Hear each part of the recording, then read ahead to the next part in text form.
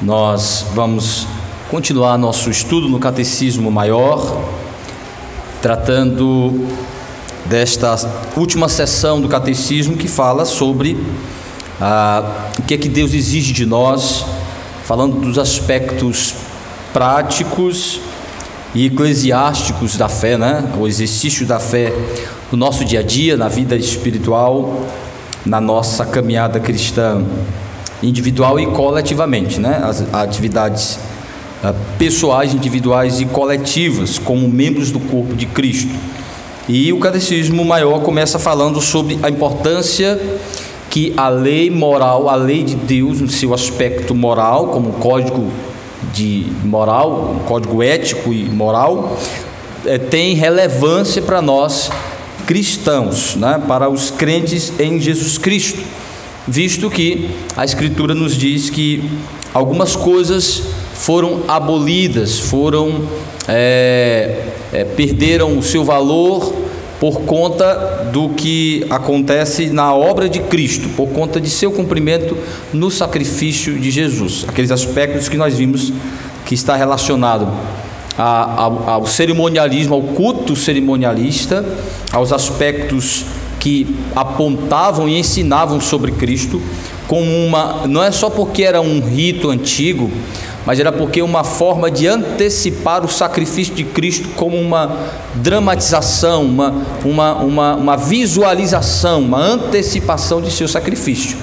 Então o sacrifício ele põe fim a esses eventos que o ensinava, que o antecipava, que é mais do que um mero ensinamento, porque hoje a gente ensina sobre o sacrifício de Cristo, mas eram visualizações, eram dramatizações que antecipavam o sacrifício de Cristo. Por isso que o povo teria que ver a morte. Eles tinham que presenciar sacrifícios, né? Tinha que ver morte. Então daí a presença do sacrifício de animais, muito importante. É o ponto alto do culto do Antigo Testamento, é o sacrifício de animais. O povo deveria ver o animal morrendo ali naquele ato substitutivo, sacrificial e redentor, para que aquilo fosse uma antecipação, fosse uma visualização do sacrifício de Cristo. Então, quando Cristo vem, põe fim a esses aspectos da lei que ensinavam, que dramatizavam, que tipificavam o seu sacrifício.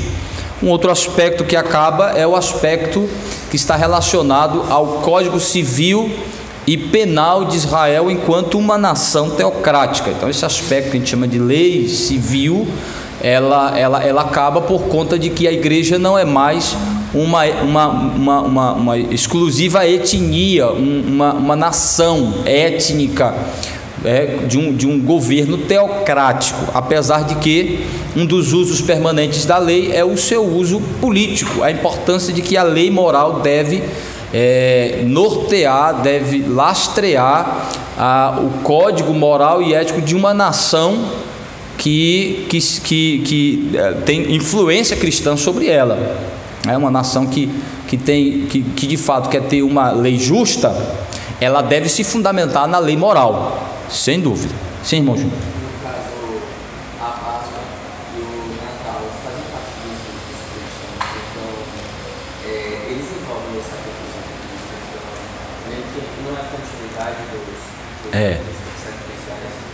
Bom, né? Um não é cristão e o outro é pagão. Você citou a Páscoa, não é festa cristã, a Páscoa é festa judaica, tá? A Páscoa dos cristãos é a ceia, tá? O que se pratica hoje não tem nada a ver. A Páscoa não continua para nós, é uma festa que a gente entende que foi substituída pela ceia do Senhor, já que a Páscoa, o ponto alto da Páscoa era lembrar do livramento que Deus deu ao povo lá no Egito, a última praga, apontando exatamente para o livramento da morte, do sacrifício, né, que era dos primogênitos, apontando para como Deus nos livra do anjo da morte, daquele que vem trazer a punição maior que a morte.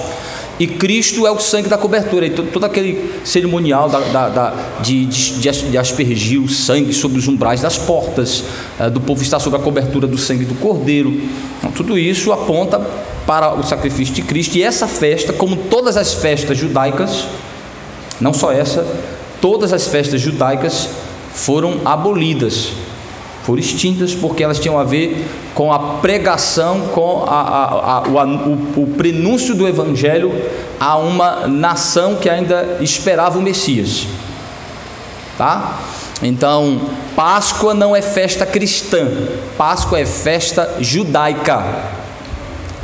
A festa cristã é ceia. É tanto que Cristo a institui exatamente na última Páscoa que ele celebra com os discípulos. Então, nós não celebramos a Páscoa. É tanto que os reformadores costumam chamar a Páscoa cristã, né? Ceia, a Páscoa cristã. Então, a Páscoa é judaica. O Natal é uma festa originalmente pagã que foi cristianizada, tá? A Igreja Católica cristianizou era uma série de festas, né, relacionadas ao mundo pagão, e sintetizou e pegou elementos de várias festas pagãs e a transformou em Natal, certo? Natal originalmente é oriundo de festas pagãs, mas foi cristianizada, atrelou ao nascimento de Jesus Cristo. Então é uma grande discussão, essa festa ela realmente é cristã? Alguns praticam, alguns observam, outros apenas aproveitam a data para falar do nascimento de Cristo. Alguns cristãos aproveitam apenas para falar do nascimento, aproveitar para pregar sobre Jesus Cristo. Alguns inserem em um calendário litúrgico. A Igreja Presbiteriana do Brasil, é importante a gente ressaltar, a Igreja Presbiteriana do Brasil, ela, apesar dela adotar algumas festas, como por exemplo o Natal, né? Ela incentiva a prática do Natal como uma oportunidade de falar do nascimento de Jesus Cristo, de falar da vinda de Cristo. Mas a Igreja Presbiteriana do Brasil, ela não tem oficialmente um calendário litúrgico. O que é isso? Ela não observa aquelas datas que ao longo da história do cristianismo se estabeleceu, principalmente com o catolicismo romano, como datas importantes para os cristãos. Então você tem dois grandes calendários litúrgicos na história do cristianismo. É o calendário da Igreja Católica Romana e o calendário da Igreja Luterana 3 e Anglicana. A Anglicana é fortíssima, há um calendário anglicano que eles seguem durante todo o ano. Aí alguns celebram Pentecostes, mas Pentecostes não no sentido judaico, mas lembrando do derramar do Espírito, né, naquele dia, atrelado já ao elemento cristão. Mas a Igreja Presbiteriana, é importante ressaltar isso, apesar de alguns dizerem assim, a Igreja Presbiteriana comemora sim o Natal, ela incentiva isso, mas a Igreja Presbiteriana não tem um calendário litúrgico específico. Quer dizer assim, essas são essas datas cristãs nós comemoramos, ela não tem isso. Por quê? Eu acho que muito se deve também pela postura que a IPB originalmente adotou de se aproximar com os símbolos de fé reformados puritanos, que não incentivavam, você tinha uma prática ou outra, mas não incentivavam um segmento de calendário litúrgico, certo? Qual é a ênfase? A ênfase é que os cristãos têm apenas um dia especial. Para nós cristãos reformados, só existe um dia especial. Os irmãos sabem qual é esse dia? Domingo, dia do Senhor. Esse para nós, que o dia que Cristo ressuscitou, ele sintetiza toda a simbologia, todas as festas, todas as celebrações da antiga aliança que se cumprem na pessoa de Jesus Cristo. Quando nós cultuamos ao Senhor em nome de Cristo e celebramos a ceia do Senhor, nós estamos celebrando todas aquelas festas, todo o significado que aquelas festas todas tinham, apontando para Jesus Cristo. Então, este é o dia em que a gente descansa, reflete sobre isso, celebra baseado nisso. Então, aí você perguntando, mas aí não há uma continuidade? Aí é uma discussão, realmente tem uma continuidade aí? Páscoa é uma mentira, né? Nós não celebramos a Páscoa bíblica. Nem a Igreja Católica, que mantém a prática, ela não celebra a Páscoa bíblica. Já começa por um erro. Orienta que as pessoas não comam peixe. Não comam carne, perdão. A coisa que o judeu mais comia na Páscoa era carne. Primeiro erro, né? Não coma carne, coma peixe. O que é que isso tem a ver com a Páscoa judaica? Nada. Os judeus levavam um cordeirinho para o templo, chegava lá na Páscoa, o cordeiro era morto, o sacerdote devolvia o cordeiro para o pai de família, ele voltava com aquele cordeiro para casa, cozinhava aquele cordeiro segundo as prescrições da lei, que tinha como era que tinha que ser feito, não podia comer de qualquer jeito, como ele deveria comer. E se a família dele, com toda a sua família, reunia toda a família para comer o cordeiro da Páscoa, e se a família dele fosse pequena, ele tinha que chamar vizinhos para ajudar ele a comer o cordeiro, porque não poderia sobrar nada. Aí era bom, né, Júnior? Não tem esse negócio da mãe dizer assim, menino, um pedaço você ficar para a mãe. Não, comia tudo, tinha que comer tudo. O cordeiro da Páscoa tinha que ser comido todo.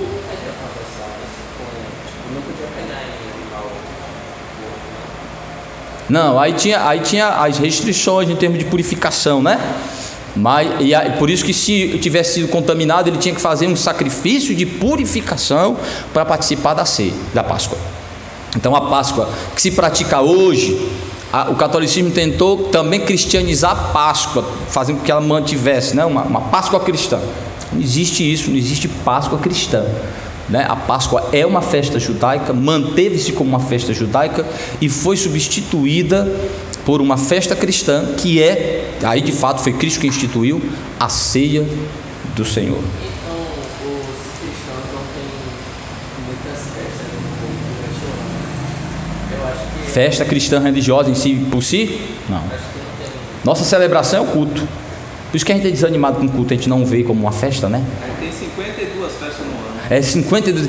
Toda semana você tem um dia de festa, para celebrar, para se alegrar no Senhor.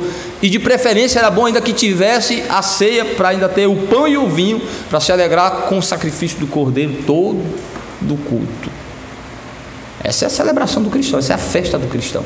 Porque nós celebramos exatamente o que é que os judeus celebravam. Eles celebravam várias histórias de redenção, várias. Que as festas eram isso, várias histórias de redenção. Nós celebramos a única e verdadeira história, e suficiente história de salvação: o sacrifício do Cordeiro, Cristo, a morte de Cristo. Tudo aquilo apontava para Jesus. A gente já tem essa festa todinha. Aí a gente quer voltar os rudimentos antigos. Vamos ver isso, né? Quando a gente for analisando o apóstolo Paulo, né? A gente está aí na exposição de Romanos, e minha pretensão, pelo menos é pretensão, né? Minha pretensão é expor todas as cartas de Paulo, chegar até Tito, né? Menos Filemon, que nós já expomos aqui, mas meu objetivo é chegar até Tito, fazer essa exposição aí. Então a gente vai ver muita coisa em relação a isso, como Paulo combate essa prática aí judaizante, né? Essa tentativa de resgatar as festas judaicas como necessárias para complemento para a salvação. Nada a ver. Aí você tem hoje aí também alguns judaizantes. Então o que acontece? Entendeu aí, Júnior? Então não há continuidade cerimonial nesse sentido. Os que ainda tentam usar as festas judaicas do Antigo Testamento, eles cristianizam isso, porque sabem que não pode continuar com o mesmo sentido, com o mesmo propósito, porque Cristo põe fim a isso. E Paulo, em Colossenses capítulo 2, ele é muito claro sobre isso, 2 e 3, ele vai dizer que todos os sábados e as festas judaicas eram todos sombras de Cristo, e ele é o corpo. Ao chegar o corpo, dissipa-se a sombra. Não é necessária a sombra. A sombra é a projeção da imagem. Quando você chega, quando o real chega, você não fica olhando para a projeção da imagem. As sombras perdem sentido. Então vamos lá, voltando aqui para o nosso estudo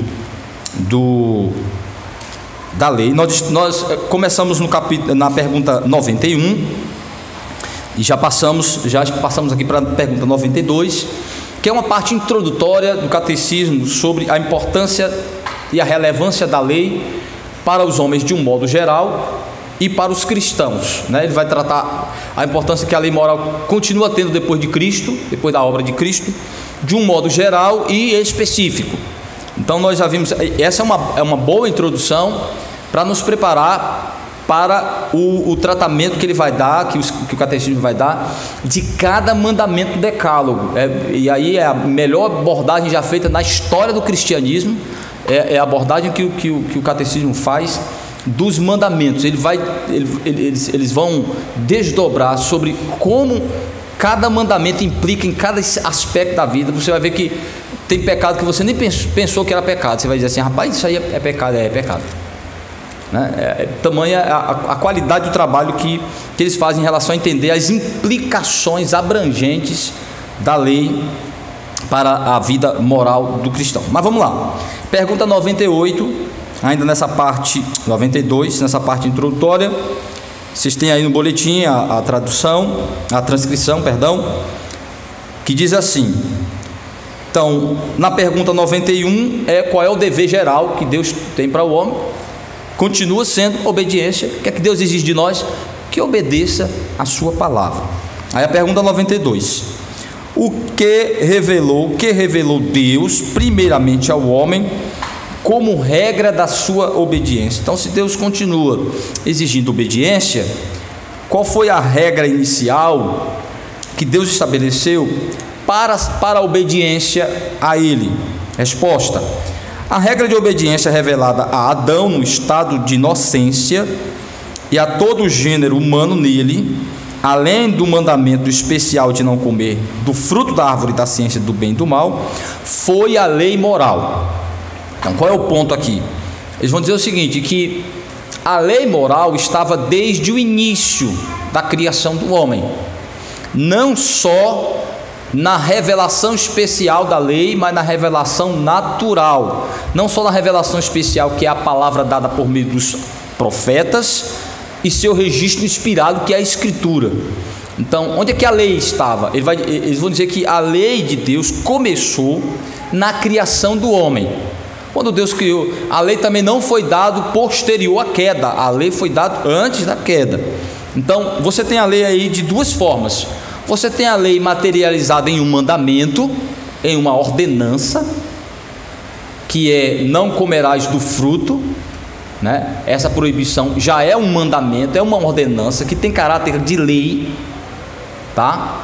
Por isso que a obediência ou a quebra tem implicações de bênção e maldição. É uma lei, é uma ordenança, é um mandamento.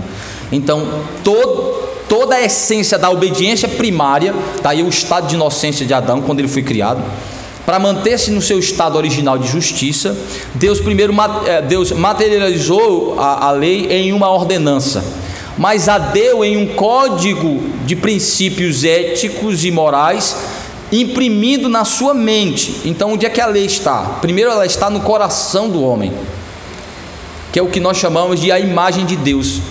Na imagem de Deus no homem, ele não tem só o senso da divindade para a obediência no que diz respeito a aspectos relacionais, no aspecto dos mandatos social e cultural, não só no que diz respeito a cultivo da natureza, procriação, mas existe um aspecto também dos mandatos que é o religioso, é o espiritual. Quando Deus estabelece um pacto com o homem, exige obediência, implica-se também a devoção religiosa, a devoção cultica, né? O respeito a Deus como objeto de adoração, como fonte de adoração, a quem devemos adorar. Aí o homem tem esse senso da divindade e o senso moral do que Deus entende ser certo e errado, ser bom e ruim. Tem elementos, então a lei está em elementos básicos de princípios éticos e morais no coração do homem. Deus o cria com esse senso não só religioso, não só cultural e social, mas também moral. Também moral, certo? Então, onde é que está a lei? Está na ordenança e está em preceitos impressos no coração do homem na sua mente, em termos básicos, introdutórios, suficientes, certo? Vamos ler os textos que mostram isso, que é o que a gente chama de revelação natural. Nós vamos ver um pouco disso, um pouco não, nós vamos ver muito disso hoje à noite na exposição da carta aos Romanos, no capítulo 2, no capítulo 1, quando Paulo está falando, capítulo 2 mesmo, quando ele fala, a partir do versículo 18, quando ele fala sobre a ira de Deus está sobre os homens por reter a sua verdade, substituindo-a pela mentira. Primeiro há uma retenção da verdade, ou seja, uma tentativa de escondê-la, né? De reprimi-la e substituí-la por mentira. Então, aí Paulo vai dizer que, de onde é que vem isso? Isso vem de uma revelação natural de Deus, vem de uma impressão de Deus na mente humana. Deus imprimiu um conhecimento geral sobre ele, um conhecimento geral sobre a natureza, um conhecimento geral sobre o código moral de Deus para o homem, tá? Que Deus entende ser certo e errado. Então, é o que a gente chama de revelação natural de Deus. Essa revelação natural, ela foi atingida pelo pecado, deturpada pelo pecado, deformada pelo pecado, mas não extinta, não destruída, não extinguida total e absolutamente. Ela permanece. Senão o homem não seria ele deixaria de ser um ser inteligente, moral e criativo. Então, esses preceitos da imagem de Deus são deformados, são deturpados, mas não destruídos. Então, originalmente, a lei estava no preceito divino, na ordenança divina e na revelação divina na mente humana, no coração do homem. Vamos ver aí os textos que mostram para nós esta verdade aí, para nos conduzir aqui. Vejamos aí, meus irmãos, o texto de primeiro Gênesis, texto de Gênesis no capítulo de número 1, vamos ver Gênesis 1, 27 e 2, 17. Primeiro Gênesis 1, 17 e 2, Gênesis 1, 27 e 2, 17. Quem achou ler? Criou Deus, pois, o homem à sua imagem, a imagem de Deus o criou, homem e mulher os criou. 2:17.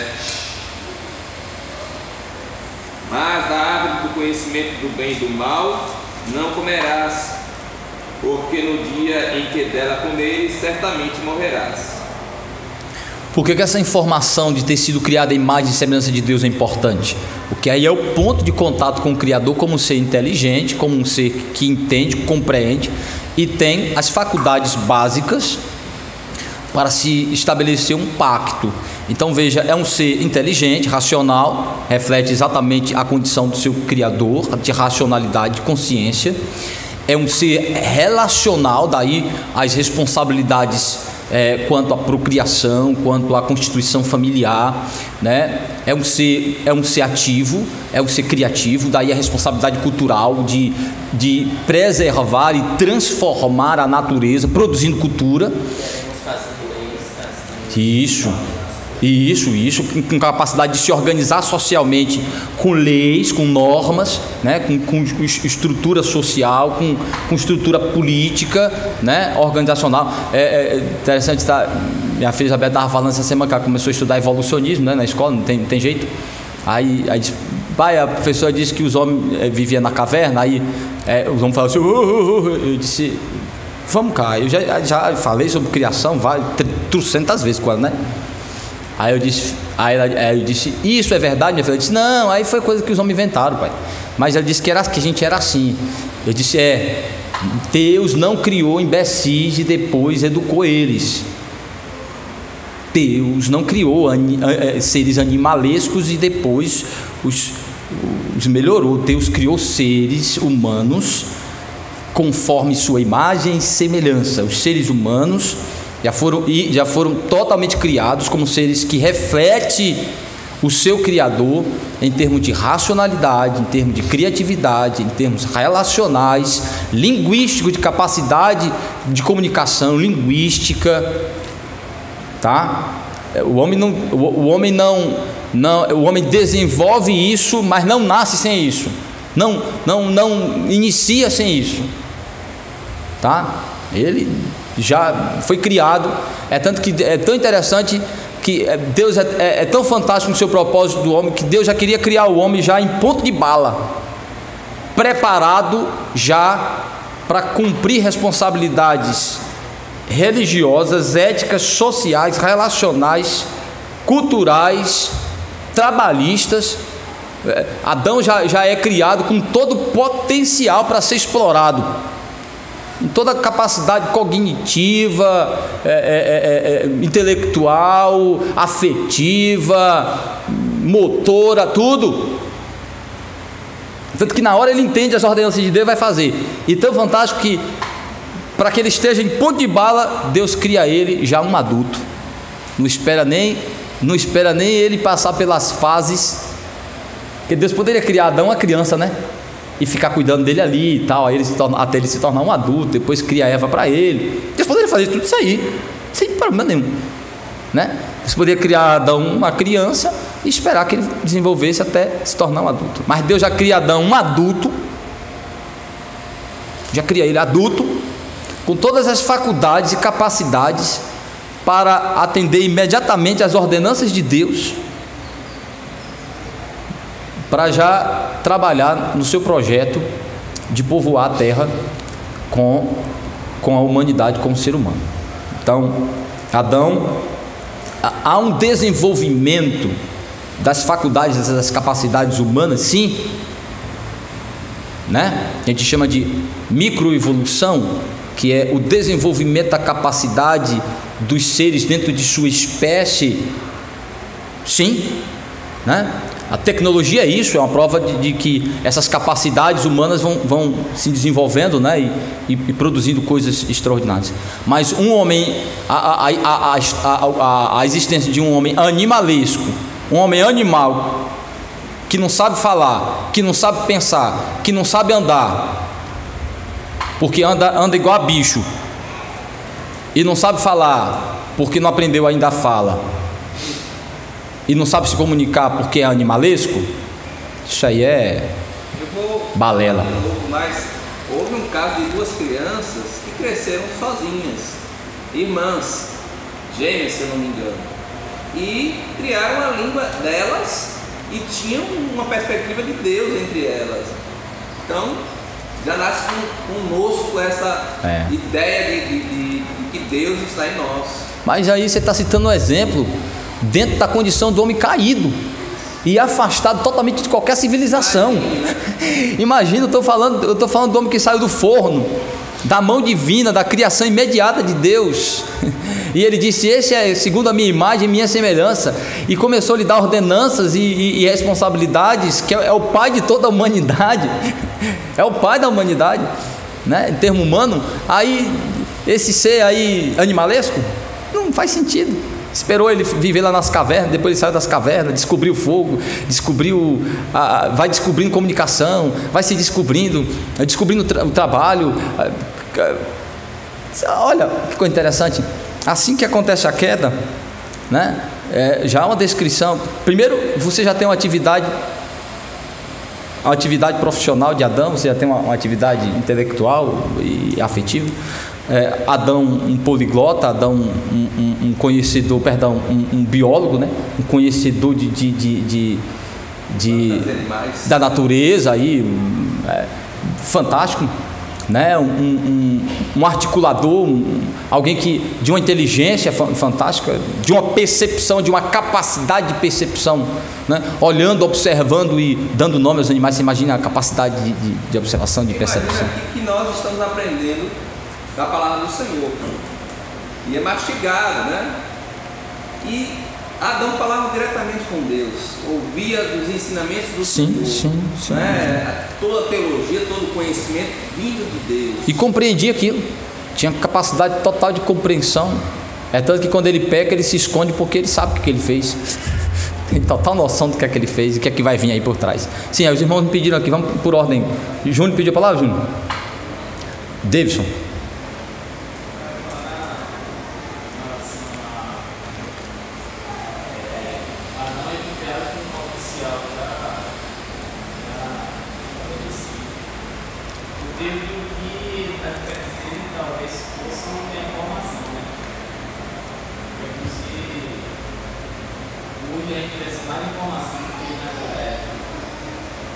Sem dúvida, informação. O que ele diz é que foi criado,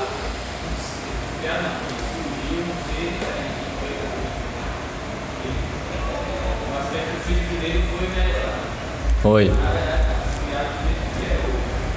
Porém, a informação foi se obteve.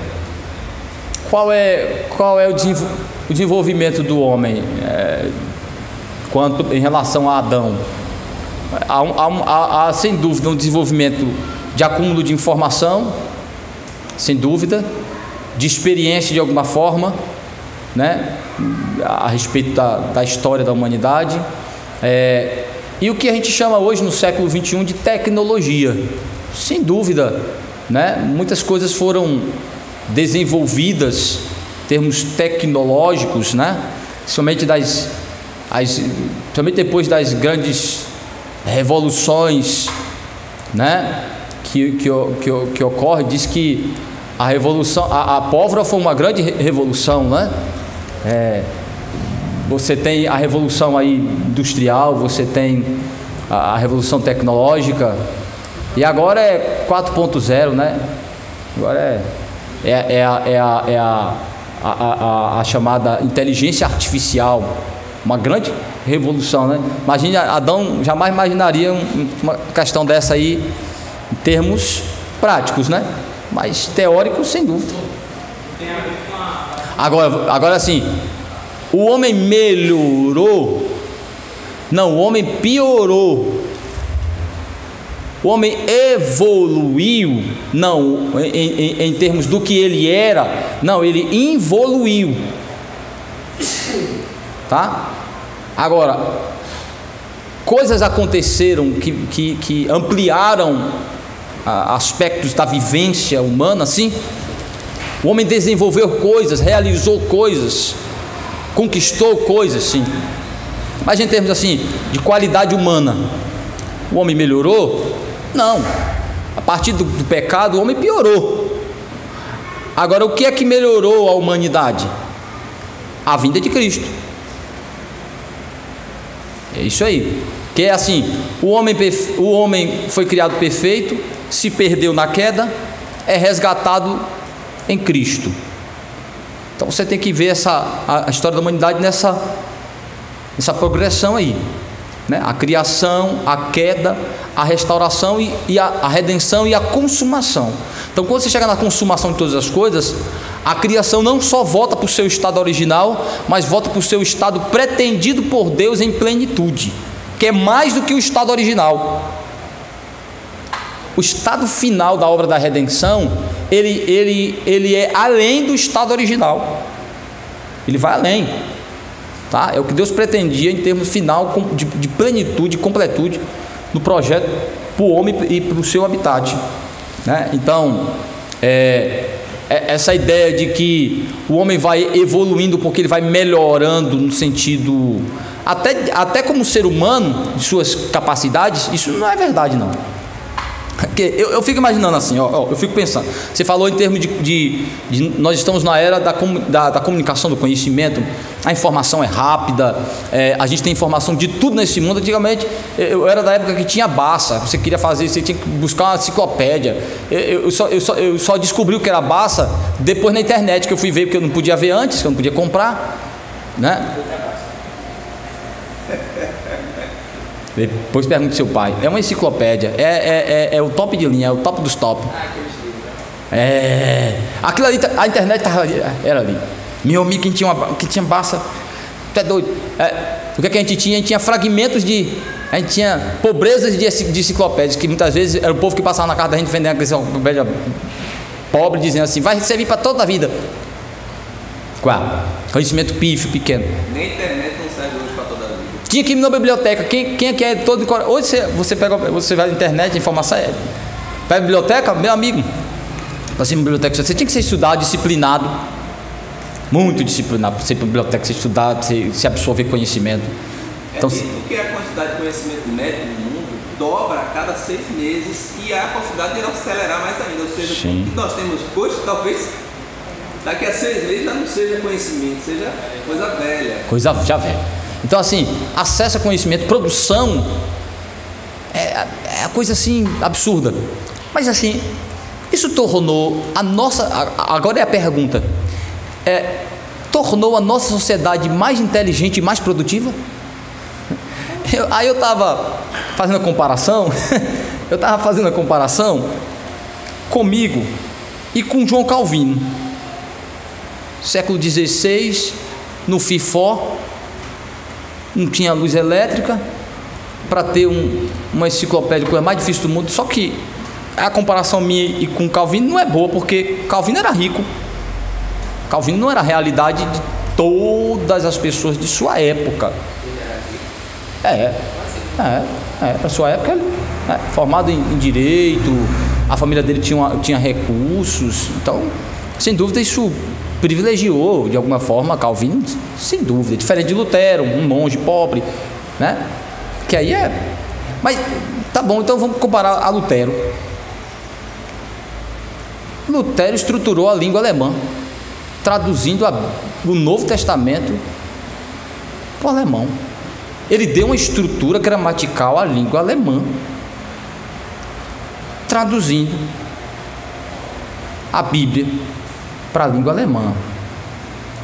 Aí, o vernáculo, né? Que é a primeira tradução para o vernáculo, para a língua do povo ali da região. Aí, não, impressa não, aí não. A primeira tradução da Bíblia no Novo Testamento, no vernáculo, é Lutero que faz.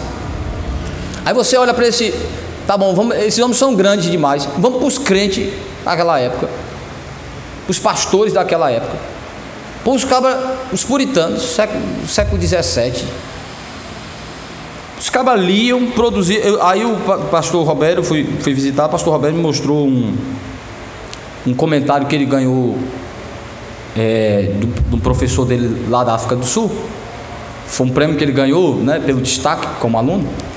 Aí o pastor pregou, esse pastor puritano, uma igreja simples, ele pregou 24 anos no livro de Jó.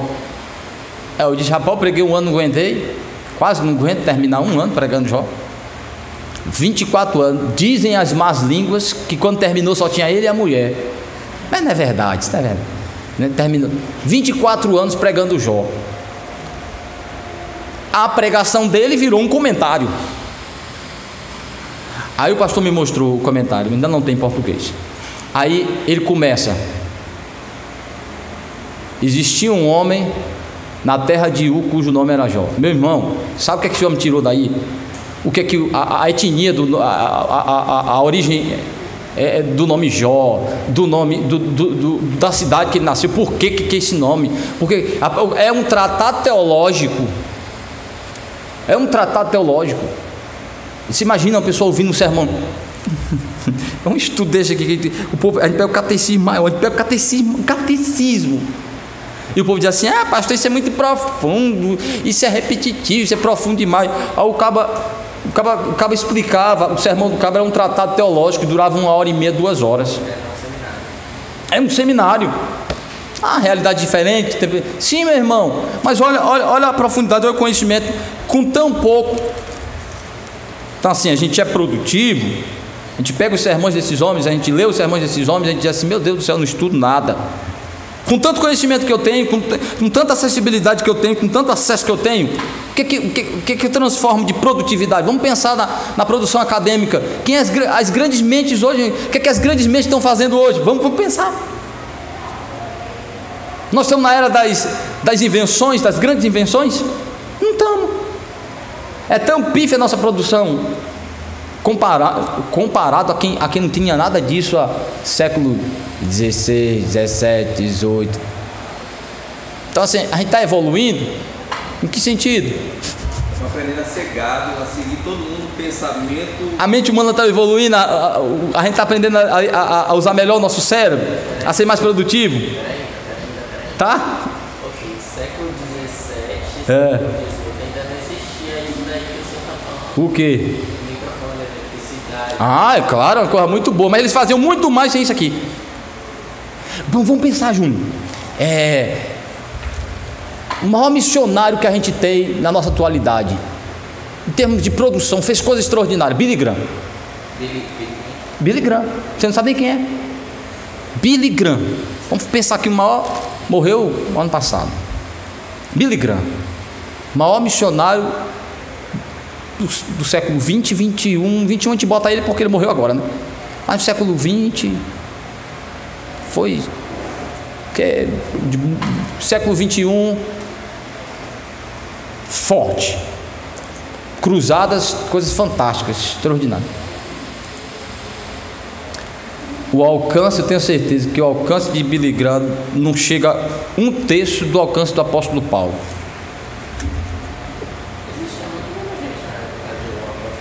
E alcançou mais gente do que o Billy Graham. Só escrevendo as cartas dele. Preso. Muitas vezes. Vamos pensar aí, Billy Graham já tem transporte, energia elétrica, um monte de coisa, né? Paulo viajou o mundo de sua época todo, com exceção da América, né? E a Ásia. Mas o mundo de sua época, ele viajou todo, a Europa e a Ásia, todo. Como? De navio, de lombo de bicho e a pé.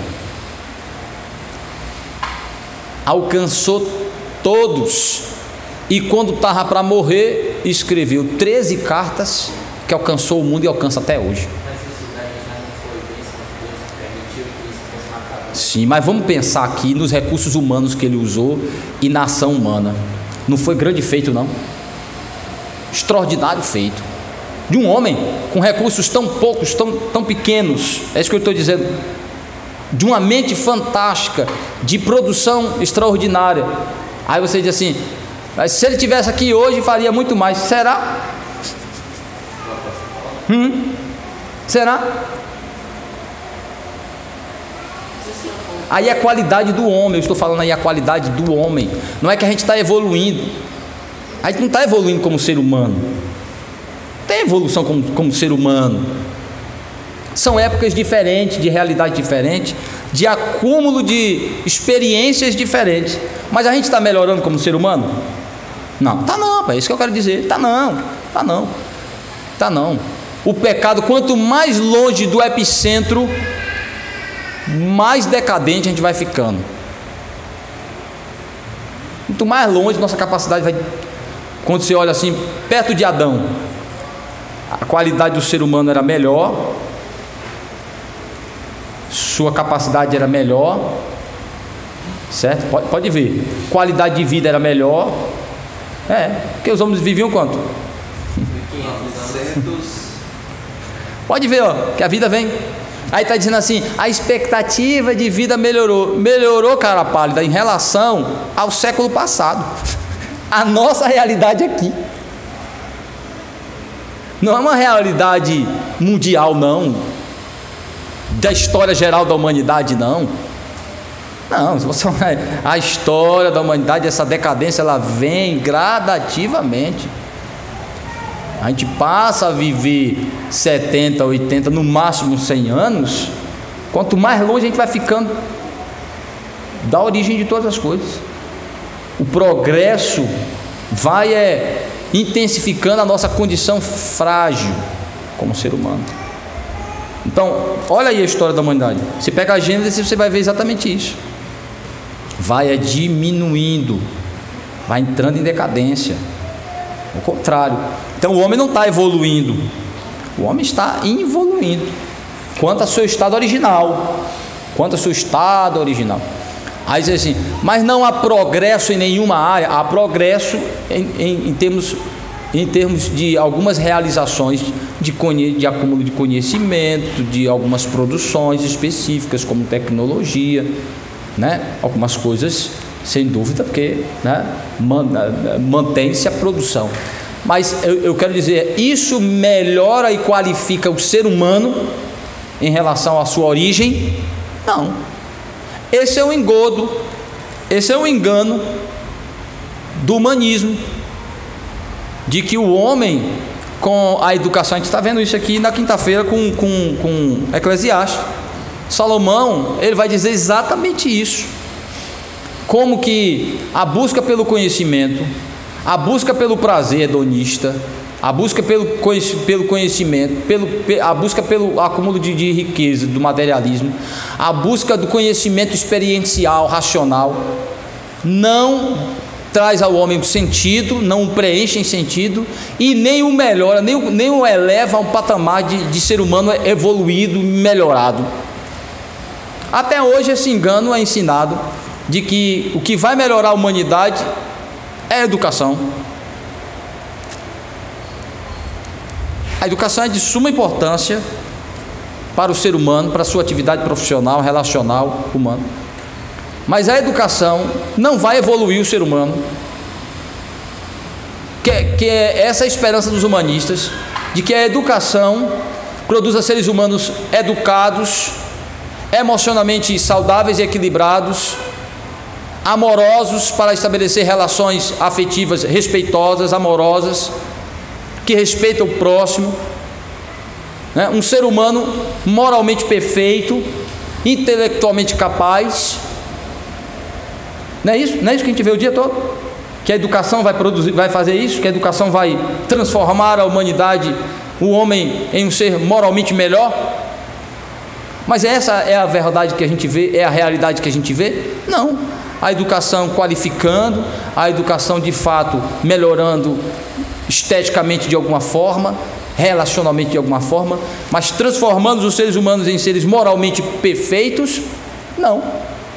Pelo contrário, a educação e o conhecimento nas mãos erradas produz criminosos terríveis.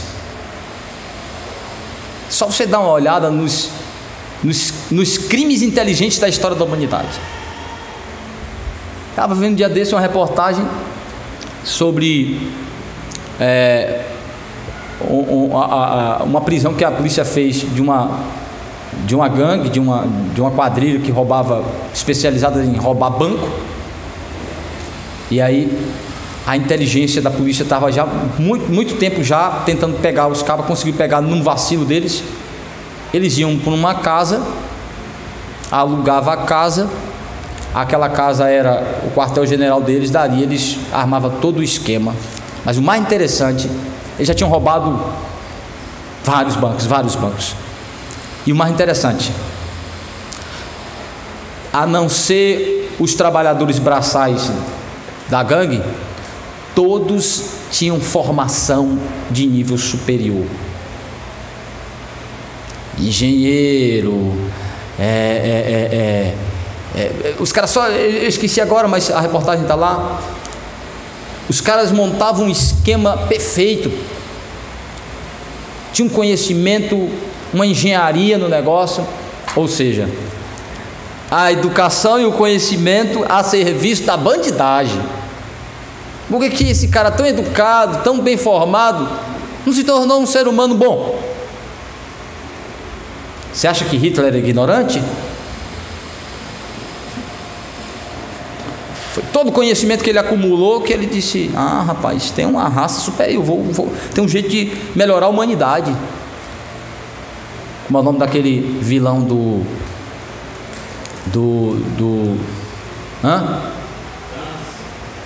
Ele é o Hitler. A humanidade não tem jeito, a gente tem que zerar. Thanos? É o Thanos dos Vingadores? Sim, Moriarty. Mas vai nessa mesma tônica aí do Thanos, né? Ou seja, a ideia dele é o seguinte: a humanidade está perdida. Para salvar a humanidade, a gente tem que destruir a humanidade e começar do zero. Essa é a teoria dele. Chegou à conclusão: não tem como salvar e melhorar a humanidade. Hitler pensou algo semelhante. Ele disse assim: ó, humanidade não tem jeito. O jeito é a gente purificar a raça humana, construindo uma raça superior. Aí ele estudou, preste atenção numa coisa. Ele estudou e chegou à conclusão: você tem que destruir aquelas raças inferiores e aquelas que trouxeram o maior problema para a história da humanidade. Aí ele chega aos judeus. Olha que coisa. Aí ele vai chegando naquelas raças que ele considera inferior, né? Isso aqui é a praga da humanidade, ó. Isso aqui é a praga da humanidade. Aí vamos criar uma raça pura, purificada. Vamos matar todo mundo, acabar com todos, aí deixar só a raça purificada. Essa é a teoria dele. A teoria de Hitler é uma teoria redentiva. Ele é o redentor. Ele é o salvador da humanidade. Ele vai livrar a humanidade do lixo que ele, na cabeça dele, né? É interessante que sim, é mais de 1000 anos, né? Aí vai se comparar que a Escritura fala sobre o reino de 1000 anos. Sempre vão colocar essas questões. De certa forma, ele se dizia cristão, né? Mas assim, o ponto, meus irmãos, é que não, a evolução não está certa. O homem não foi criado um ser ignorante, animalesco e melhorou. Pelo contrário, a Bíblia diz que o homem foi criado um ser perfeito, justo, moralmente correto, e o pecado degradou este ser humano, apesar de não destruí-lo. Ele ainda permanece um ser humano capaz de produzir, capaz de criar, capaz de realizar.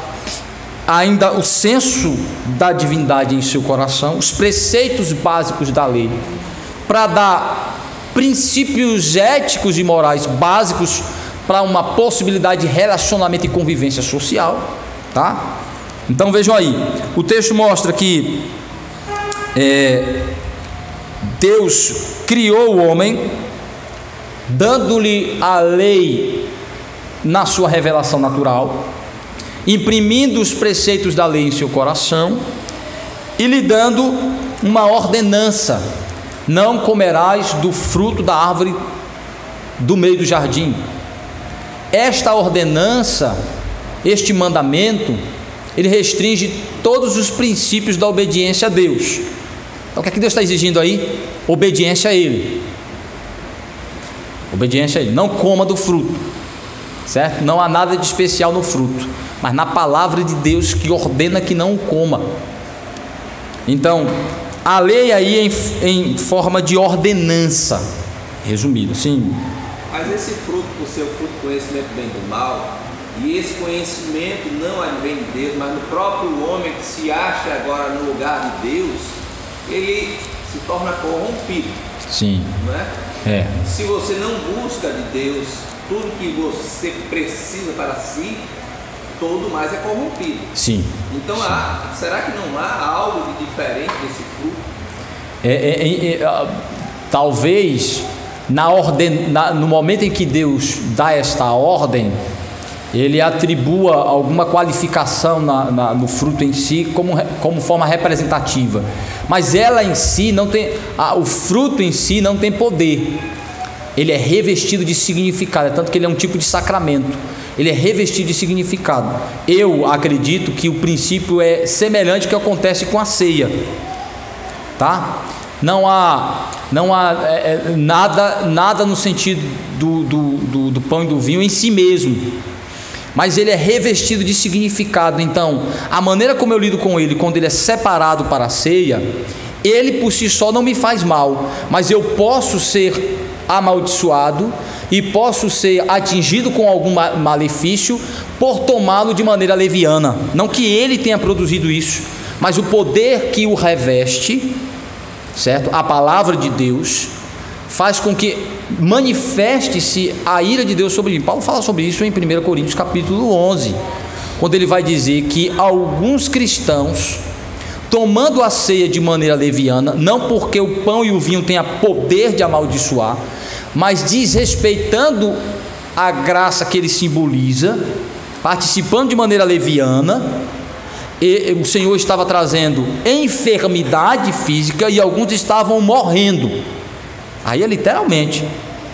Então retornamos à questão que é como o homem se relaciona com as coisas e o que elas significam na ordem de Deus. É o significado a elas atribuído. Tá? Então assim, o fruto, ele diz assim, este fruto ele separou e disse assim, este aqui você não vai comer. Então o que caracteriza a desobediência é comer o fruto porque ele é especial, porque ele foi proibido? Não, aí não haveria pecado. Está entendendo, Ricardo? Por isso que não pode ser algo no fruto em si, nem algum tipo de poder que Deus tenha atribuído a ele. Exatamente. Então o pecado não é a coisa em si. Exatamente. Então o pecado não é eu me envolver com aquilo. O pecado é eu transgredir a palavra de Deus que disse para eu não me envolver com aquilo. Então o que eu quebro é a palavra. Entendeu? O que é que caracteriza meu pecado? É a minha rebelião contra a ordem de Deus. Por exemplo, eu já citei até esse exemplo aqui. Por que o povo de Deus não poderia sacrificar seus filhos para Deus? Não é porque era errado, porque era um ato criminoso, hediondo e terrível, não. Ah, Deus proíbe. Os povos pagãos, porque os povos pagãos faziam isso. Sim, mas eles faziam aquilo que a mente deles criavam como forma de adoração aos seus deuses. Esse era o pecado. Não é porque eles sacrificavam seus filhos, é porque eles adoravam seus deuses baseado em sua imaginação. Nós vamos ver isso quando a gente vê cada mandamento aqui. Quando o Senhor diz, não farás para ti imagem de escultura, o princípio atrelado ali é, só faça para mim aquilo que eu ordenar a vocês. Não me adorem baseado na sua imaginação e criatividade. Me adore baseado na minha instrução. É tanto que o homem pode criar para si uma estrutura de pensamento que diga que matar crianças Sim. é bom. Claro. Principalmente as que são aleijadas, claro. as que não são amadas, então elas podem morrer. A relativização moral, sim, pode acontecer isso. Né? Você vai para algumas culturas aí, principalmente tribais, você vai ver algumas práticas que você vai dizer assim, isso aí é cruel, né? Tal. Na cabeça deles, eles entendem aquilo ali que é normal, natural. Então, qual é o ponto? Por que a gente diz que matar é errado? Por que matar é errado? Exato. Mas se ele dissesse que não é? Então, não é o ato em si. É a palavra de Deus que atribui a ele valor. Mas ele só diz que matar é errado porque tem valor moral, de verdade. Para ele. Sim, aí exato. Aí o caráter dele refletindo na sua moralidade, né? Óbvio. Aí ao ponto. Por que matar os filhos como sacrifício a Deus é errado? O Senhor explicou isso quando proibiu. Disse assim, olha, não sacrificarás vossos filhos ao Senhor. Sabe por que ele disse isso? Ele disse, porque nunca vos requeri isso de vossas mãos. Porque eu nunca pedi isso de vossas mãos. Para Israel não, mas para Abraão ele pediu. Por que Abraão é o pai da fé, né? Pensem comigo. Abraão nunca tinha visto Deus pedir uma coisa daquela. Aí Deus vai e diz assim, Abraão, o teu filho que eu prometi, tu vai me sacrificar, tu vai levar ele, tu vai me dar ele, vai matar ele, sacrifício para mim. Por que Abraão não questionou, Júnior? Porque ele pensava que Deus ia ressuscitar. Por que ele pensou que ele ia ressuscitar? Porque onde é que estava? Tudo está relacionado à palavra de Deus. Mas quando Deus disse assim, vá matar o seu filho, ele não questionou. Ele disse, vou. Aí o escritor aos Hebreus é que vai ajudar a gente dizendo assim, quando Abraão estava indo para sacrificar o seu filho, em obediência à palavra de Deus, a sua fé era tão perfeita, porque era dada por Deus, era tão firmada verdadeiramente na palavra do Senhor, que Abraão não só ia fazer sem titubear, como ele acreditava na ressurreição de seu filho. Não porque ele exigiria isso de Deus, porque Deus tinha alguma obrigação, mas porque Deus tinha dito que Isaque seria a sua descendência. É confiado na palavra de Deus que ele disse, mas Deus mandou matar, eu vou matar e Deus vai trazer de volta, porque foi Deus quem disse que ele seria a minha descendência. Não foi meu filho Ismael, eu disse que era meu filho Ismael. Eu até falei que era o Damasceno nascido na minha família, eu até pensei, mas Deus disse, não, teu descendente é Isaque, é dele que eu vou fazer uma grande nação. Aí Abraão disse, então acreditando nisso, Abraão disse, eu vou matar e sei que Deus vai trazer de volta. Está entendendo aí, Júnior, a base do negócio? Porque Abraão poderia dizer assim, mas Senhor, o Senhor não disse que meu filho? Ele disse, não, mas me dê a ordem, eu vou fazer. A palavra dele. Então assim, o que é que caracteriza aí a desobediência do homem no Éden? Não foi comer de um fruto especial que Deus atribui o poder a este fruto. Foi rebelar-se contra a ordem de Deus, palavra de Deus.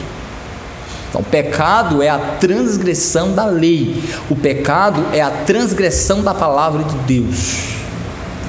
Este é o ponto. Nós vimos até sobre isso aqui. Sim, Júnior, você tem palavra? Então o ponto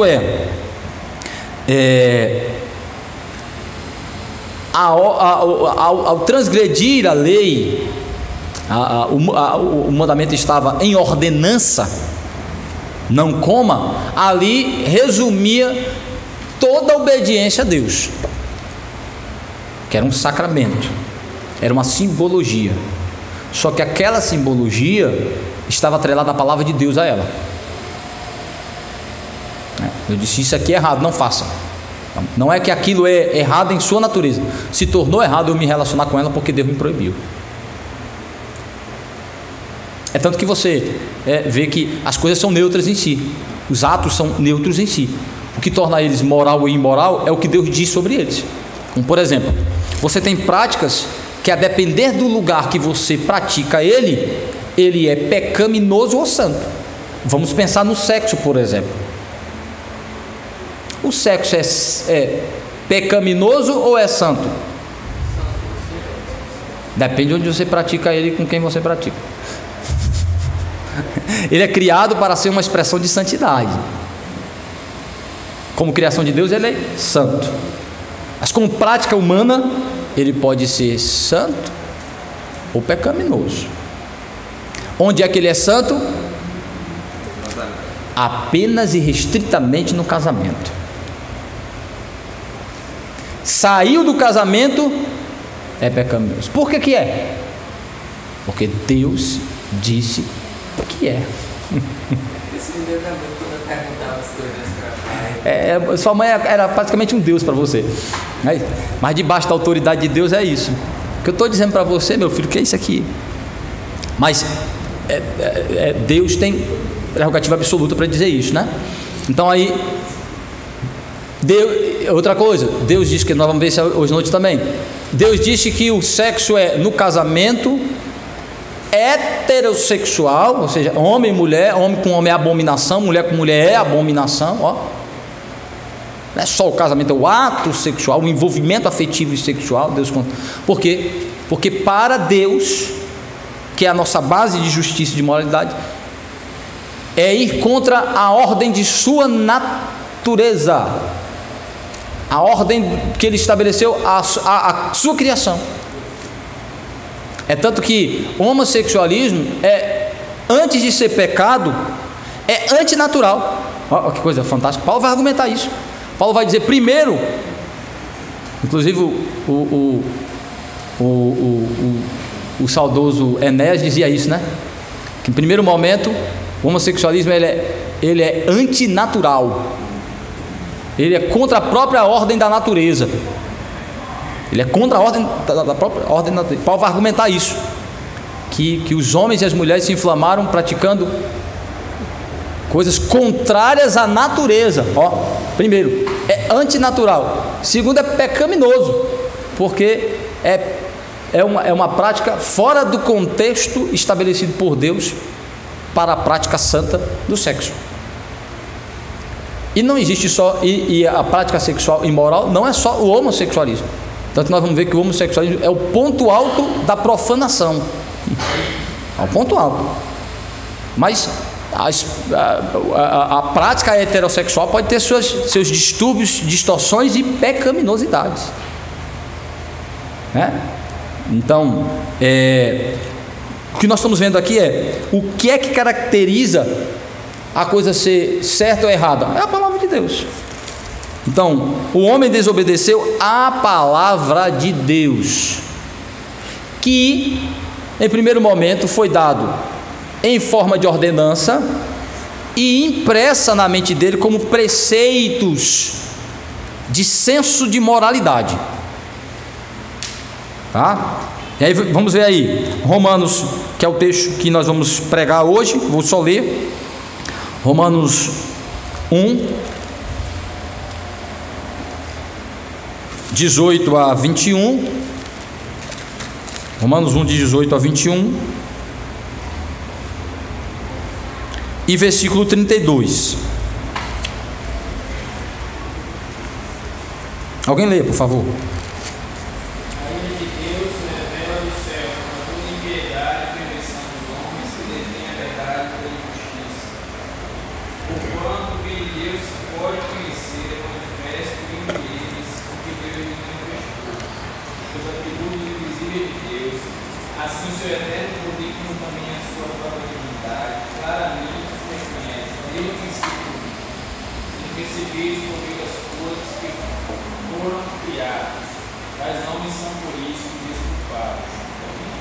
Até o 21 e depois o versículo 32. Porquanto, pelo conhecimento de Deus, não glorificaram a Deus, nem deram graças, antes se tornaram mudos em seus próprios raciocínios, obscurecendo-se de coração insensato.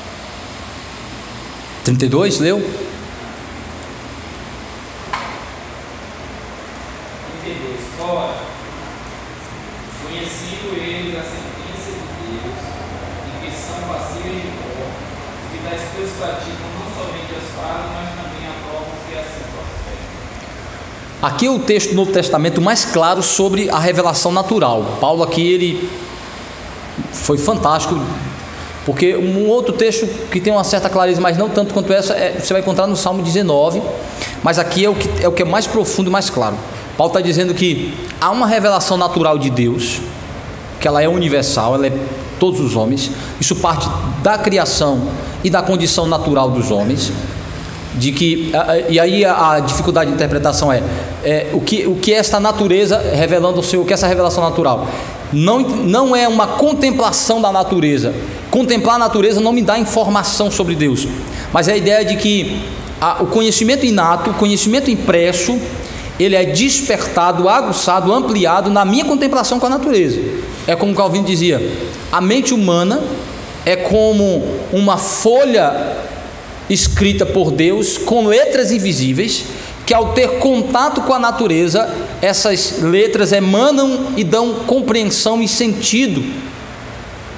Ou seja, há um senso de divindade. Então, meu contato com a criação faz com que imprima, fica mais clara a ideia de como esse Deus ele é grandioso, poderoso, diversificado, belo, poderoso em sua capacidade, criou algo com uma sincronia, uma perfeição extraordinária, com uma diversificação extraordinária. Então, não é a natureza que me informa sobre Deus, mas minha mente é despertada, aguçada sobre o conhecimento natural de Deus ao contemplar a sua criação, ao pensar e meditar sobre a sua criação, ao me relacionar com a sua criação. Então Paulo está dizendo assim: há um conhecimento primeiro básico do Criador. Daí já lança por terra a ideia de ateus absolutos, reais. Os ateus são todos ateus práticos. Ou seja, são aqueles que se rebelam contra o conhecimento natural de Deus. Não são aqueles que não têm nenhum conhecimento ou senso de Deus e querem provar que os outros estão errados. Na realidade, o ateu é um indivíduo que tenta provar que ele mesmo está errado. Ou seja, ele quer provar que aquilo que está falando em sua mente é algo produzido por ele mesmo. Ele quer fazer calar sua mente, seu coração. As verdades impressas por Deus, ele quer reprimi-las e transformá-las em uma mentira. Nós vamos ver Paulo falar sobre isso. E alguns tentam, e alguns conseguem fazer isso. Já chegou algum ateu para Paulo? Algum ateu? Eu acho que eles não tiveram nem tempo para isso, né? Porque Paulo ele era tão fantástico, sua argumentação era tão fantástica que Paulo já começava a falar e eles já começavam a questionar em cima da fala de Paulo, né? Então assim, não vi nenhum registro de Paulo debatendo especificamente com ateus, mas impensável para o homem daquela época, porque ele enxergava em tudo uma deidade. Tudo existia algo. Agora você falou uma coisa boa, Ricardo, que ateu é uma praga da atualidade. Ateu é mais uma praga da atualidade. Por quê? Porque você olha para as civilizações antigas, eram todas religiosas, eram todas espiritualistas. Você vai para as tribos, para as organizações primitivas, antigas, aí tudo tem religiosidade. Porque eles vão falar que acreditar em Deus é ser primitivo. Eu acho que o ateísmo é uma contrarresposta, é uma resistência ao Deus cristão, né? Muito mais. Você pode ver. Você conhece algum ateu questionando a existência de deuses das religiões pagãs? Eu acho que os ateus contestam essas questões porque é a religião que mais não. É tanto que você vai ver que eles até respeitam a religiosidade pluralista, mas quando falam porque o Deus cristão é pessoal. Porque quando você vai para as mitologias, quando você vai para as grandes religiões, praticamente os deuses não são pessoais. Aí é que é o ponto. Há um questionamento nas três principais religiões monoteístas, né? Que é exatamente o judaísmo, o islamismo e o cristianismo, que de alguma forma estão relacionados. O islamismo é uma distorção do cristianismo, é um desvio do cristianismo.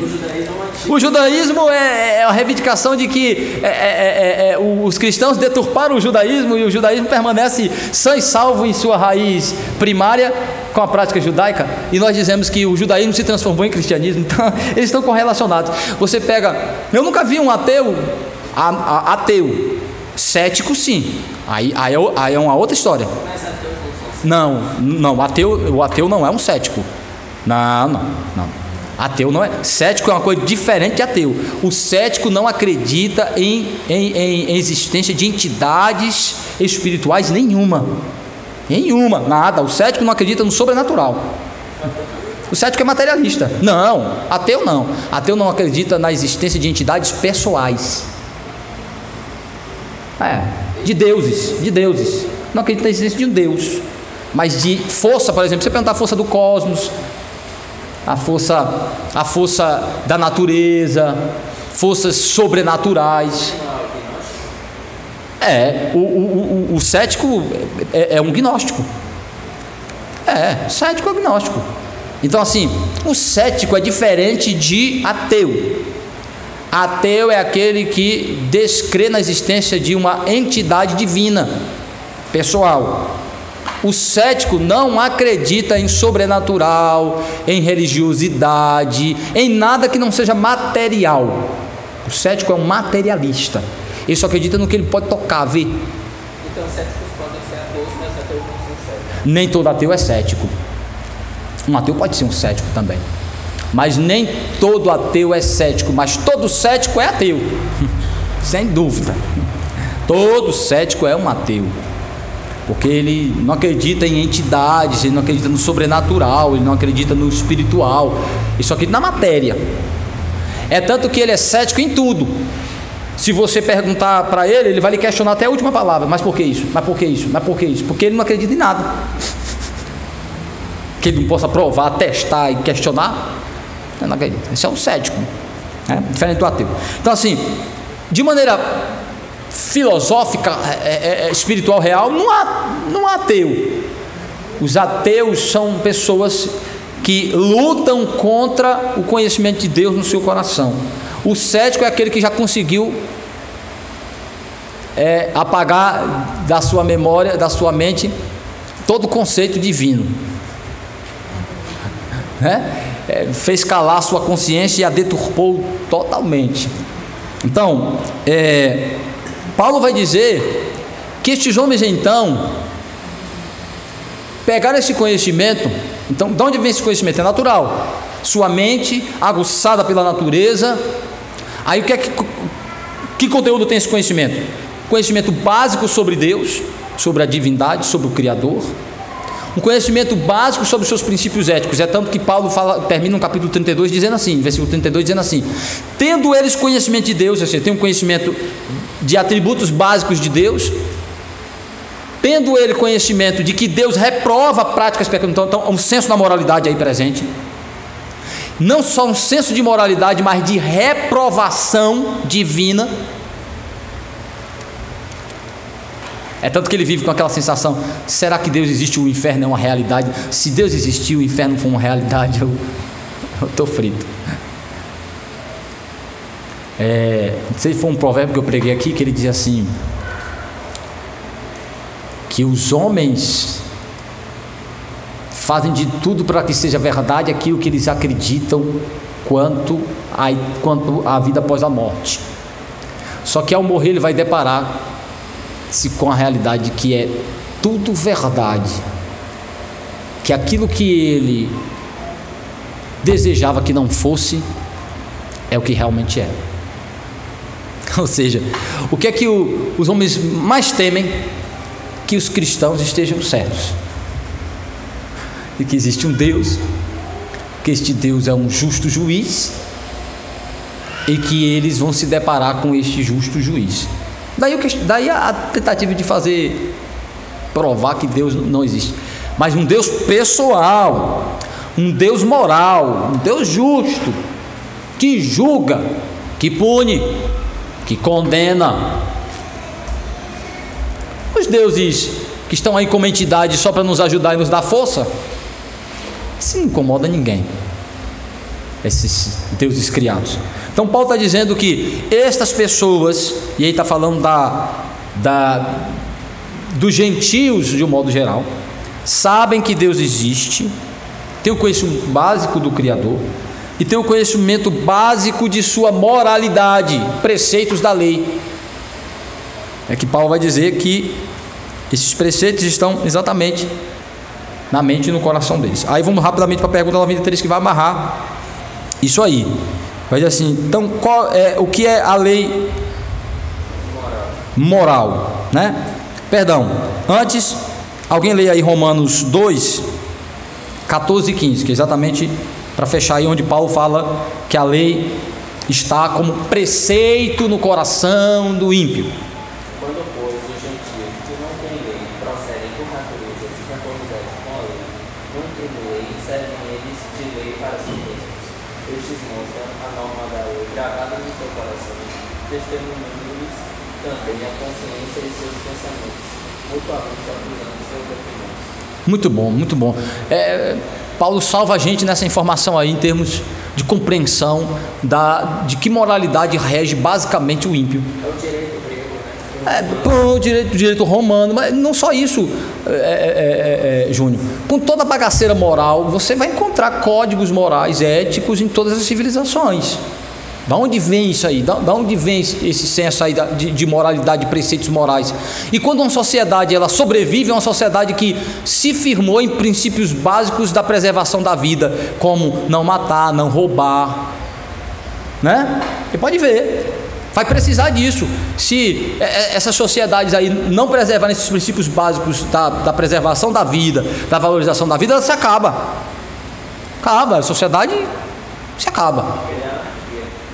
Sim. Nesse quesito, não criaria Como é? Nesse ponto, a gente não criaria aquilo que eu falava o problema não foi o justo, mas o caos de Deus. Sim. A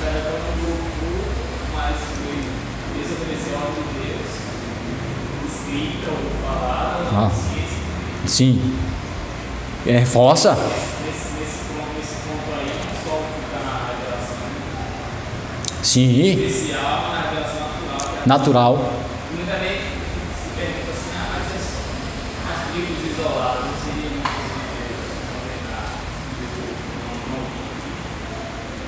Não. a consciência também está. É tanto que ele, muitas vezes ele tem aquela restrição em determinadas práticas, tem aquele pudor em relação a alguma questão moral, e ele não sabe dizer de onde vem aquilo. Por que ele acha que se ele fazer aquilo errado, ou se ele fizer, ele se sente mal? Se ele não fosse um ser moral de preceitos inatos, por que ele se sentiria mal ao fazer aquilo ali? Por que ele se sentiria realmente que fez alguma coisa errada? É tanto que Paulo vai dizer assim, acusando ou absolvendo, né? É claro, isso é suficiente para tornar o homem moralmente perfeito? Não, mas moralmente útil e condenável. Porque a depender do quanto esses preceitos são alimentados e aguçados, daí a importância da ordem social, da política, das relações humanas, né? Reforçando isso, isso vai ter uma força retratora do mal, mas não de transformação da natureza, não de salvação, né? Aguçando o seu senso de preceitos morais bons, né, de preservação da vida, de respeito ao outro, né? Você vê que por isso que as civilizações mais próximas, aí você tem o que a gente chama de seres mais civilizados. Por quê? Porque na realidade os códigos que são estabelecidos, as leis que são estabelecidas, as ordens sociais, as relações sociais acabam de alguma forma alimentando e intensificando esses preceitos básicos da lei de Deus no coração do homem, fazendo com que esse senso retraia um pouco mais as inclinações pecaminosas, certo? Esse é o ponto. Aí Paulo vai dizer assim, porque os preceitos da lei de Deus estão lá. Quando Deus o criou com estes preceitos básicos. Daí você encontrar, por exemplo, ímpios. Daí o problema, nós vivemos em uma sociedade de influência cristã, católica, também protestante, mas muito mais católica pela sua origem. Esta presença católica, esta presença cristã, aguça e alimenta de alguma forma os preceitos básicos da moralidade da lei de Deus. Então, sensos morais como, por exemplo, valores familiares, valores do próximo, do respeito ao outro, são reforçados e alimentados. Não é isso? Aí você tem uma sociedade que, aí às vezes confunde, você vê ímpios com valores éticos fortes, de honestidade, de cumprimento do dever, de respeito ao próximo. Aí você vai dizer assim, então esse cara ainda é muito diferente do cristão. Mas qual é a questão? É que sua moralidade natural, de alguma forma, ela é instigada e alimentada pelo contato que ele tem com a luz do Evangelho, com preceitos morais cristãos. Mas isso não faz dele um cristão, necessariamente. Mas alguém que, sob a influência dos valores cristãos, se torna um ser moralmente, socialmente melhor. Quanto à sua moralidade, socialmente melhor. Esse é o ponto. Mas não um convertido, não um salvo, de maneira nenhuma. Então você pode ver como a influência do cristianismo na história da humanidade transformou a realidade das sociedades. Até então, Paulo está lidando com a cultura romana, uma cultura extremamente pagã, imoral e perversa.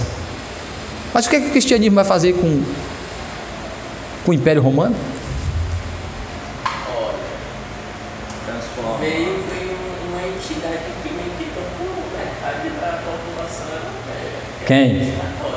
Sim, mas vamos pensar aí quais são as principais sociedades evoluídas e de valores hoje na história da humanidade? Está onde? Isso foi resultado de quê? Isso foi resultado de quê? O Japão só é hoje o que é porque de alguma forma a influência ocidental foi importantíssimo para eles. Atrelado a seus... Veja como os valores também deles é importante, né? De disciplina pessoal, de respeito ao próximo. E de alguma forma é o Deus, né? Sem dúvida. As marcas do Senhor Deus. Lá, chegando lá. Não tem para onde correr. Então, para vocês terem ideia do quanto entender essa questão da lei de Deus, da importância da lei moral para o mundo, de um modo geral. Como você vê como é de grande importância. Então veja, aí Paulo mostra que ele diz assim: mas e quando os ímpios procedem de maneira eticamente correta, segundo a lei de Deus? Eles não receberam a lei escrita, que foi dada só para os judeus. Mas quando os judeus, por exemplo, aí Paulo está dizendo assim: mas quando um gentio tem uma postura ética correta, segundo a lei, como é que vocês me dizem, como é que eles agem, por que eles agem dessa maneira? Aí Paulo é fantástico, é uma revelação do Espírito Santo, só pode ser. Paulo vai dizer assim: porque no coração desse gentio está os preceitos da lei de Deus, que o criou segundo a sua imagem e semelhança. E quando ele procede corretamente, ele está procedendo segundo a lei de Deus, com preceitos básicos guiando ele para uma moralidade correta, uma postura ética correta. E ele ainda tem um senso que é o que a gente chama de consciência. E se a lei de Deus não permanecesse no coração do homem, o homem não teria consciência. Por quê? Daí é você entender que o evolucionismo e o humanismo não podem estar certos. Se a verdade é relativista, se cada um constrói de acordo com a sua cultura, com a sua influência, certo? Se cada um tem sua moralidade, tem sua verdade, não existe um preceito universal. Aí o que acontece? Por que eu vou me sentir culpado se fizer um mal contra você, que para mim isso aí não é mal? Como é que toda a humanidade, se pegar alguém, se roubar, se matar, ele se sente mal? Aí vão dizer assim: não, foi a sociedade que colocou isso na mente dele. Os direitos humanos. Mas o cara está aqui, o cara está não sei aonde, o cara está em qualquer lugar do mundo, se ele fizer isso, ele se sente mal. Paulo disse assim: a consciência dele logo pesa. Logo pesa. Por quê? Porque o preceito da lei de Deus faz com que ele entenda que aquilo é errado. Ele não sabe explicar, ele não tem força para se submeter por si só. Não existe naturalista. Tem não. O naturalismo é igual ao socialismo, só serve na teoria. Quando vai para a prática não se... O materialista, o cético, também não é prático, porque se ele é realmente materialista, ele vai dizer sempre que o forte vence o fraco, como a natureza decaída disso. O que o ateu consegue fazer, né, em termos práticos, esses outros aí não... Por quê? Porque é ilógico, é inconcebível, é impraticável. É impraticável. É igual ser um materialista mesmo. Como é que eu materializo o pensamento? Materializa aí, Júnior. Pensamento. As ideias. Materializa aí as ideias. Aí, falou agora. Materializou. Pega agora ela que tu acabou de pegar. Não pega. Então, o materialista que diz que tudo é matéria e precisa responder em termos de matéria, ele já está usando o subjetivo para combater o subjetivo. Porque ele usa as ideias e as palavras. Materializa elas aí. É autocontraditório. Então é impraticável. Totalmente impraticável. Tentar explicar que tudo é matéria usando não matéria. Mas vão dizer que é química e outras coisas. Então, mostra a química nessa minha fala aqui, ó. Nessas palavras que eu estou... Né? Mas o que eu mais entendo é que é impossível você ser materialista, ser contrário às leis de Deus, né? e ao mesmo tempo ser materialista, porque você não consegue ir além das leis que o Senhor colocou sobre a natureza e sobre os homens. Não tem. Então, a lei moral, ela está impressa na mente dos ímpios, na mente do homem de um modo geral. E o que é a lei moral? Semana que vem a gente vê, né? A gente vai dar continuidade, vai vendo que a lei é exatamente esse código, esse princípio de normas que Deus estabelece para nós. Primeiro, de forma natural, depois de forma especial, na sua revelação, na sua palavra revelada e escrita. Mas a lei não passa a existir na sua revelação especial na escrituração. A lei começou em sua forma introdutória, básica, como preceito da ordenança não comerás, e como preceitos básicos, conceituais, na mente do homem, que foi preservada, apesar da queda, foi preservada na natureza humana. Os homens têm em seus corações os preceitos básicos da lei, daí eles serem ainda seres morais, ter algum senso moral. E aí a educação, a sociedade, a cultura vai alimentar ou destruir isso. Também é o ponto. Ajudar a alimentar ou deturpar e destruir isso de alguma forma. Daí a educação tem a sua importância, a educação familiar tem a sua importância, as autoridades, as leis, né, serem importantes para não só se estruturarem sobre a lei de Deus, mas também para tratarem os corações baseados nesses preceitos da lei de Deus, reforçar no homem os valores morais corretos. Isso faz do homem um ser que pode conquistar a salvação pelo simples exercício da moralidade? Não, de maneira nenhuma, hipótese nenhuma. Paulo diz que isso é suficiente para tornar o homem moralmente útil e espiritualmente inútil. Moralmente útil quanto às relações humanas, mas espiritualmente inútil quanto à sua relação para com Deus, porque ele não pode resolver o seu problema de pecador e de condenado pelo simples ato moral, pela simples atitude moral dele. Por quê? Porque sua condição espiritual já é de condenado e de transgressor da lei. Então sua moralidade já está debaixo da maldição. O que é que nós vamos ver à noite em Romanos? Paulo vai dizer exatamente isso, que os homens podem proceder de maneira em que tenha utilidade social, mas espiritualmente indesculpáveis e condenados.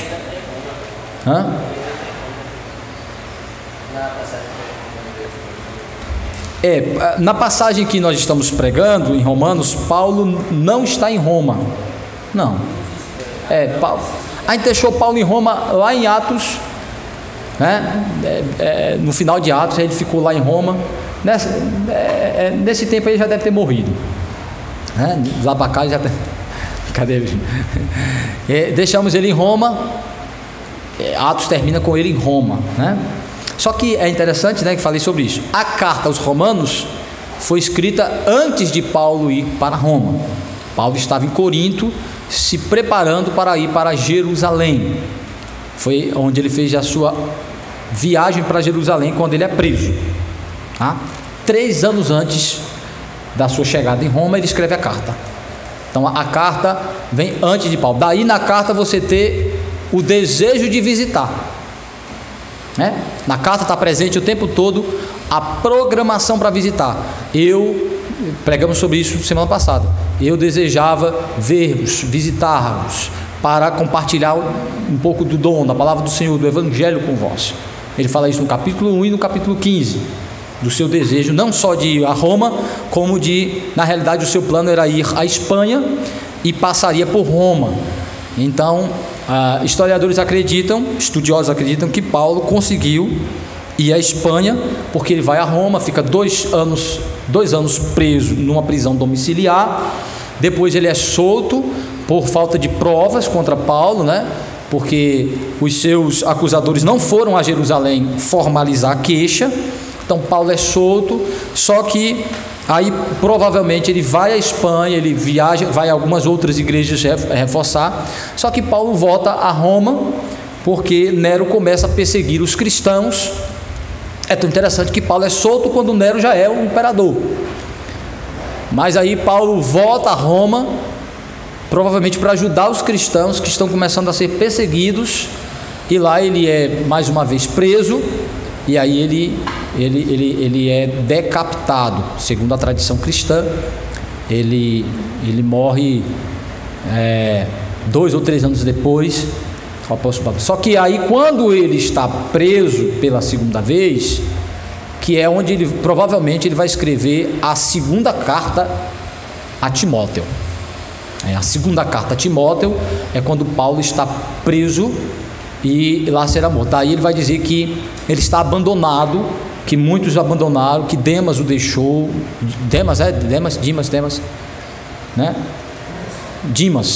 Dimas o deixou, que Alexandre Latoeiro lhe trouxe grandes dores e problemas, que só Lucas estava com ele lá, e que Timóteo fosse e levasse Marcos para ajudá-lo.